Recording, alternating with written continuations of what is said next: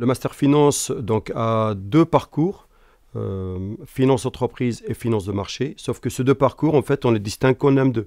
Donc en A1, tous les cours sont mutualisés. Des cours en finance entreprise, tels que analyse financière de comptes conso, tels que évaluation d'entreprise, marché financier, histoire de marché financier, évaluation des fonds, ainsi de suite.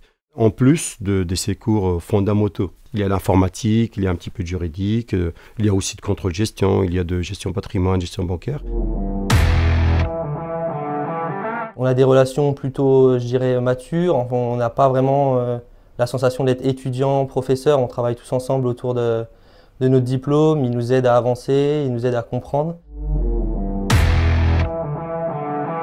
Alors j'ai choisi le master finance parce qu'il permet d'avoir un débouché relativement ouvert. C'est-à-dire qu'on peut avoir des métiers diversifiés comme par exemple aller en banque, on peut aller en contrôle de gestion. C'est un stage obligatoire en amont. Donc les étudiants sont libres à partir de 15 mars à peu près chaque année, ce qui va leur permettre de faire un stage de à peu près 6 mois jusqu'à la rentrée d'après. L'alternance, elle est obligatoire pour la deuxième année de master.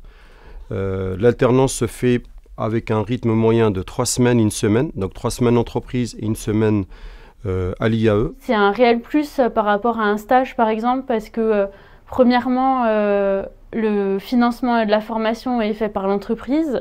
Ensuite, ça permet vraiment d'être sur le terrain souvent.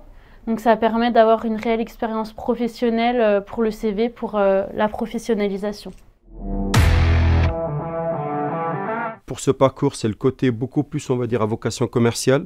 Les chargés clientèle, pro, entreprise, ainsi de suite, donc, qui sont cherchés ici. Alors nous, on est chargés de relations client-entreprise. Donc c'est sur des PME et des entreprises de taille intermédiaire. Donc on va faire tout ce qui est analyse financière pour pouvoir mettre une notation sur l'entreprise et aider les chargés d'affaires entreprises qui, eux, sont en relation directe avec le client. Alors dans notre classe, c'est vrai que les métiers sont totalement diversifiés. On a des personnes qui vont être comme nous dans les centres d'affaires, donc ils sont plus orientés vers les métiers qui entourent l'entreprise. On va avoir aussi des personnes qui sont en CC Pro, donc qui vont avoir à peu près les mêmes métiers que nous, mais qui vont aussi s'occuper du côté particulier pour des plus petites entreprises. On va avoir des personnes qui sont au sein des entreprises en contrôle de gestion. Et on va aussi avoir des métiers davantage tournés vers tout ce qui est finance de marché, donc voilà. En entreprise, ça peut être gestionnaire de trésorerie, ça peut être contrôleur de gestion. En banque, ça peut être analyste de crédit, ça peut être donc les fonctions de back et middle office. Ça peut être aussi dans des CIB, donc les sièges des banques où les opérations beaucoup plus sur le marché financier sont effectuées. Donc l'étudiant qui a un profil, bien sûr, qui aime les chiffres, mais aussi qui aime le marché financier, ce qui se passe sur le marché, mais aussi en entreprise. Donc il est le bienvenu. Après, on rajoute aussi donc d'autres profils tels que le DCG, tels que la licence économie, un petit peu aussi le sens AES, mais principalement donc les étudiants qui viennent donc de licence en sciences de gestion. On est le meilleur.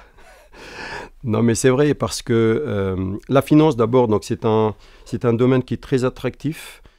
Les étudiants de master sont admis après donc embauchés après leur master à l'ordre de 80%.